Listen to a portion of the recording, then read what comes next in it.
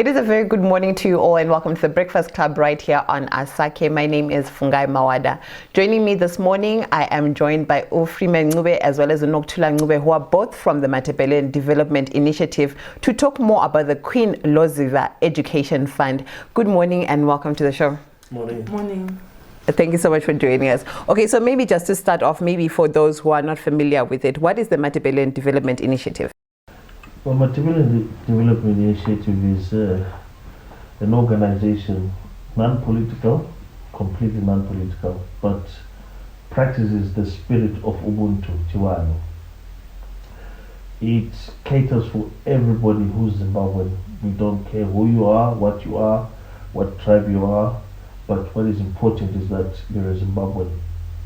And our aim was to develop Matabeleland as such, because this is where we come from.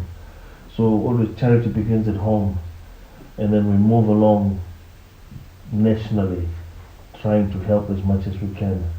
Our aim was to produce a theme where we say buy Matabeleland, sell Matabeleland, produce Matabeleland, export Matabeleland.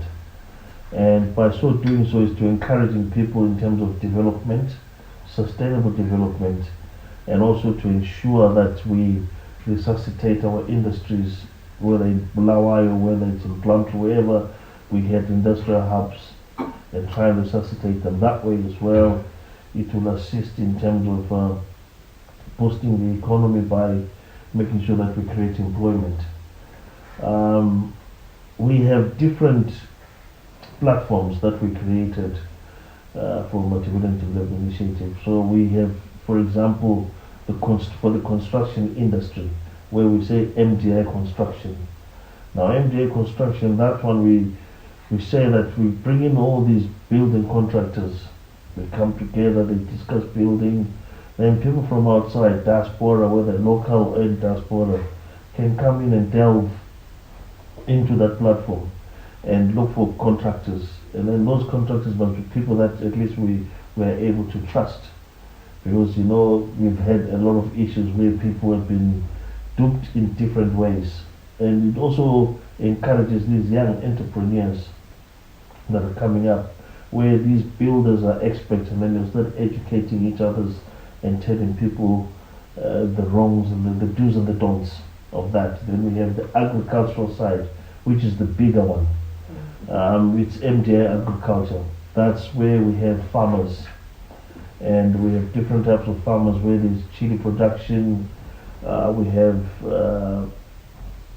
goats training, we have beef training, we have fisheries and so on, which is fish farming and so on. So we've made it into a wide scope in that sense. We have also, at the time when the fuel was a problem, we brought out the platform where it say MDI fuel. So that one was a way of assisting people to locate where there's fuel in a different fuel station, etc. We've continued with that, and now people are using the platform for selling spares, etc. and all that. Then we created another one that is called MDI buy and sell. So where anyone can sell anything. Sometimes you might find that someone is moving house and they want new furniture and they don't know what to do with it. So if you're a member of MTS, and maybe somebody else as a member will say, I was looking for a wardrobe. Then say, I'm moving. So you go into the MTM buy and sell platform, you start selling your products there as well. So it's all widespread in that matter. All right, very interesting. And then Nokuthula, MDI, like you said, has progressed in different areas, you know, from agriculture to fisheries to if you want to move your house and the likes. So what was the idea behind the Queen Loziba Education Fund? And also if you could just highlight to us who Queen Loziba was. Okay, the Queen Loziba Education Fund came about when we realized the low pass rates in Matabeleland, and those are attributed to a lot of things. It's not just maybe lack of teacher performance and so forth, but we realized that it's a lot of combined things that come into play.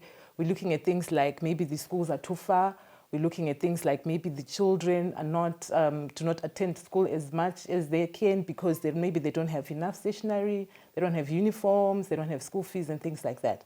So we thought that, okay, if we came up with with a fund that will look into things like infrastructure development, we'll look at teacher development, we look at the development of the children. So it's a holistic approach. It's not looking just at scholarships or things to do with just the children, but it's looking at the whole education system in the rural areas particularly. So we'll look at that way. We believe that if we are able to do that, then we can have improved pass rates in the region. And just to take you back a bit, the name Queen Loziba, why that particular name especially? Yes, a lot of people have been asking that, and that is the idea behind it, that people begin to research and want to know who is Queen Loziba. So because we realize that a lot of people use other names that are more common, but with Queen Loziba, she's one of Mzilikazi's queens. She was the remaining queen after the 2 other queens were executed. So we're saying, okay, we say Queen Loziba, and everyone wants to know that. Then it's that way we are preserving our history. It's a way of preserving our history. It's a learning point for everyone. So that's why we just came up with the name Queen Loziba. Okay, very interesting. You want to add on to that? Yes, I do. With the education side as well, I think you've realized and seen that kids, you've got multi-talented kids. Some come with straight A's at O level, and some come with straight A's at A level. Then from then onwards, because they can't afford to go to university, they sit and they do nothing. And from there, their life goes a different direction. So with the education fund, the Queen Loziba Education Fund, it's a fund that we're trying to say that we've got kids in the rural areas that have passed extremely well, exceptionally well in their O levels or in their A levels. What can we do to support them in terms of improving their education or actually assisting them to further their education? So these are one of the ways. So if the Queen Loziba Fund expands, it gives those children opportunities instead of them now heading cattle or doing certain things that they were not supposed to, they were not destined for actually, due to lack of finance and due to poverty maybe in the area. Then they get stuck. So this is part and parcel of what we would love to do. And also it inspired us. Remember when Ilupane, the cyclone came up and one of the kids in Lupane, the school, died. So MDI went there. So we went and donated books, and we listened to the stories of parents, what they were saying in terms of how they were struggling, sometimes with uniforms and sometimes with this and that, and also the whole situation of the cyclone, it traumatized them, especially the death of that child. So we thought, hey, this is one way. So it inspired us to say, what else can we do? So that's when we came up with the fund, to say the Queen Loziba Fund. Well, the actual name itself, that I must put my hands up, it came from this lady over here. I said, no, we've got to keep looking at how we can preserve this history, So if we do the Queen Loziba, who else was a queen in Manikaland? Who else was a queen in Mashonaland East? Who else was, like this? So each and every province or anything, we know there was a hero of some sort. Absolutely, and very fascinating indeed. And I like the aspect of, creating solutions from within the people of Matabeleland instead of looking to other people towards, helping us in this particular region. So tell us about the actual event, the fundraising business dinner that you're having on the 19th of August, right? Yes, it is on the 19th of August at the Holiday Inn, and we'll start at 5 to 10. The event, this is the second event that we are having. The first one we had in 2018, and we're having the second one this time. But the reason behind the event is to bring together business people, to say, okay, business people, we want business people come together to just engage on businesses in Matabeleland, how we can resuscitate the industries, like you said, how we can start new businesses, how people can just interact and you know, to interact, to get to know each other, that, okay, A does this and B does this, so that you don't have to go far for certain services, and you don't have to go far for like certain partnerships in business. Okay, very interesting. So what can one expect as a business person when I get there? What is the event going to be like? It's going to be very interactive. We've got quite a number of speakers. This is quite a lineup of speakers. But then what is different this time is that speakers are not going to stand there and just give a talk, but they will just give a brief talk, and then they'll sit at a panel. We've got 2 panels.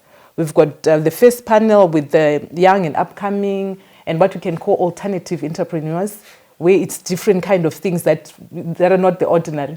And then we've got the second panel where we have the captains of industry, where we have economists and so forth, that then people will engage. It's going to be very interactive.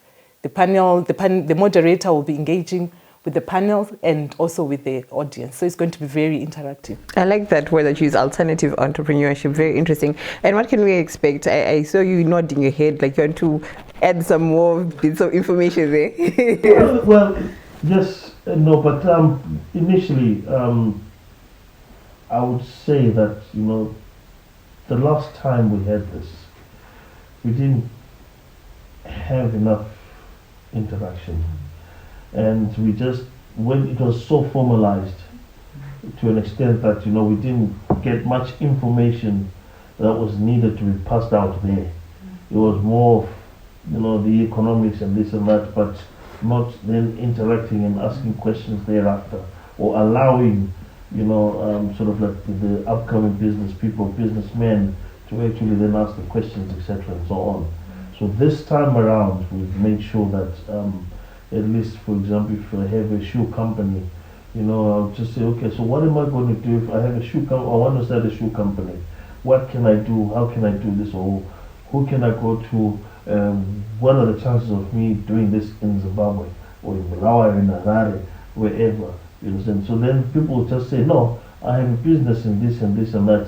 So why don't you do this and then we'll do this? And somebody says, no, I have a farm. You see, so I will give you the skins, and then you guys will do this. So we want to sort of like end up networking everybody. So each and everyone can have something to do within the business sector. So that's where we're trying to get to now. I like the holistic approach that you're talking about in terms of business, how I can be a supplier and I can benefit eventually at the end of the day. So as business people, where can we get tickets to the event and how can we participate, even if we want to sponsor the event? Because I think it's a very good approach, particularly when it comes to education. Like you mentioned that the education results for a lot of schools in Matabeleland were very worrying these past few years. So how can people participate and engage and, you know, help the initiative go further? Okay, for the gala, you can get the tickets at offices, Office 307 Africa House, that's where our offices are, 5th Street and 10th Avenue. You can also contact us on our telephone numbers, and then we can bring the tickets to you.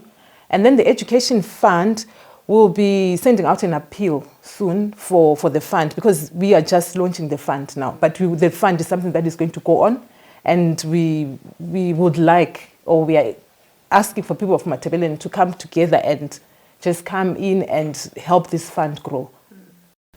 Okay, very interesting. And then maybe as a parting shot, to those who are interested in joining the Matabeleland Development Initiative, you know, who are hearing about it for the first time, and I liked how you're talking about how it's not just for people of Matabeleland, but it's about, you know, the spirit of Ubuntu, Chibanu, and stuff like that, and helping each other. Yeah. How can people, any words that you'd like to say? Yeah.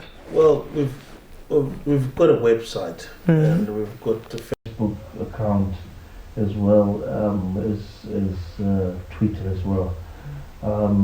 So what people can do is to get onto the website.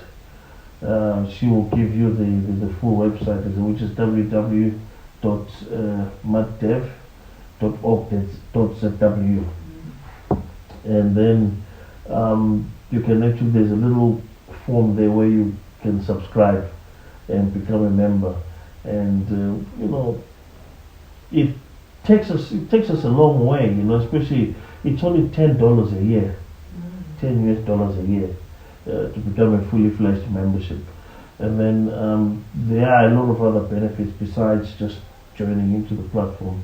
It's just sometimes we work with certain farm suppliers. So you get discounts if you become a member of MDI. You see, so it does give you certain benefits. And if you, for example, if you've got trainings that we're doing, then you get discounts as well from that as a member. There was something else that I wanted to add. One especially with the education fund, which you mentioned, which was the pass rate. It has been extremely disastrous to an extent that, if you can get a 0% pass rate in certain areas, then that means we've got issues, and those issues need to be resolved communally, which is communities coming together to research and find out how can we help, how can we work together, how can, sometimes things can be overstretched, and people want to understand that maybe the government is trying to do it this way. Then if you guys, as us as communities, come in and say, why don't you try this method, maybe this will help, and we might come up with solutions, etc. and so on. And again, MDI, yes, we want to develop Matabeleland as such, but we are not only just stopping there. As I said, Matabeleland Development Initiative will help anyone in Zimbabwe. Anyone who's Zimbabwean will be helped by MDI. It's just a name because we started off in Matabeleland, but at the end of the day, it's what we are doing in the organization so that people can understand. Sometimes, you get people saying, so you're doing Matabeleland, so it's only for Matabeleland, so we're not involved. No, it's for everybody. So I wanted to actually to make it clear so that people understand that no, whether you're Shona, whether you're Ndebele, whether you're Kalanga, whether you're Sutu, Tswana, Venda, Manika, Zezuru, we are one. Everyone. Yes. Everyone on board. All right. Freeman, Ncube, thank you so much for coming through and talking more about the Matabeleland Development Initiative. And we wish you all the best, of course, with the Queen Loziba Education Fund. And for you at home, I hope you are inspired in one way or another to participate in this amazing initiative. And you remember, it's not only for us who are here now, but for future generations to come, particularly when we look at the issue of education. And my advice to everyone at home, Google Queen Loziba. You'll be very surprised about what an amazing woman she was. Nonetheless, thank you so much for joining us on the Breakfast Club today. Make sure you join us again tomorrow, same time right here. Don't forget to like and to follow us on all social media sites. We're at Site ZW on Instagram, Facebook, TikTok, as well as on Twitter. From myself, Fungai, goodbye.